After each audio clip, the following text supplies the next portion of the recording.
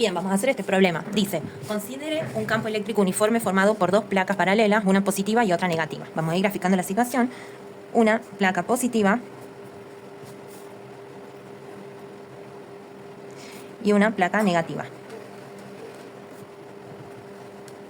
Dice, el campo eléctrico formado entre las placas, vamos a poner el dato, el campo eléctrico es de 4 por 10 a la 4 newton sobre coulombios, y la distancia entre las placas es de 5 milímetros. O sea que vamos a hacer la distancia entre esta placa y esta, 5 milímetros. D igual. Suponga que un electrón se deja libre en reposo justo en el medio entre las placas positiva y en negativa. Entonces acá vamos a poner la carga negativa del electrón.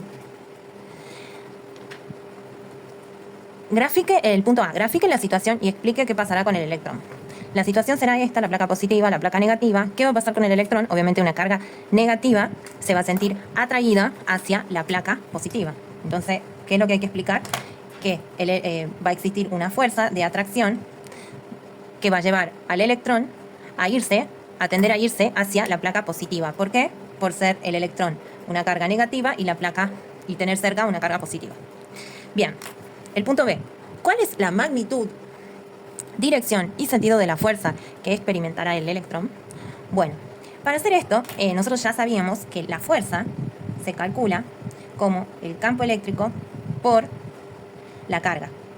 Bien, entonces, para calcular esto, nosotros el campo eléctrico ya lo tenemos porque nos dan de dato, pero la carga no sabemos cuál es, pero es la carga del electrón, porque me dice la fuerza que experimentará el electrón. Por lo tanto, nosotros sabemos que la carga de un electrón es 1,6 por 10 a la menos 19 coulombios. Entonces ya tengo el dato del campo eléctrico y el dato de la carga, y entonces reemplazo esos números. El campo eléctrico va a ser 4 por 10 a la 4 por la carga, que es 1,6 por 10 a la menos 19. Entonces, acá, bueno, el campo eléctrico es newton sobre coulombio y la carga es coulombio. Entonces, este coulombio se me va con este coulombio y me va a quedar el resultado de la fuerza en newton, lo cual es correcto porque la fuerza se mide en newton. Ahora, al cálculo lo voy a hacer, voy a multiplicar los números y después a los exponentes los voy a sumar por ser una multiplicación. Entonces, 4 por 1,6 me da 6,4. Entonces, 6,4. Y yo había dicho que a los exponentes los iba a sumar.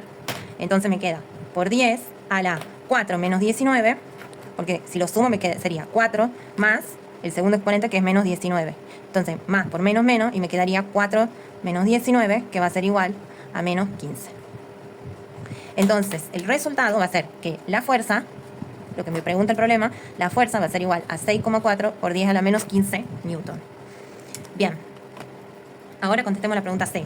¿En qué cambiaría si en lugar de liberar un electrón lo haríamos con un protón?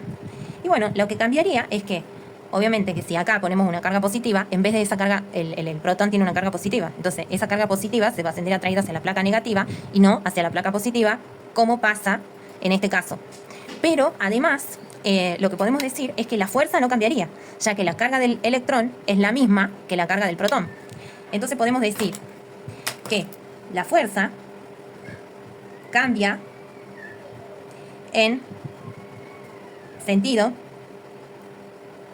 pero no en su valor o módulo, ya que la carga del electrón es igual que la carga del protón.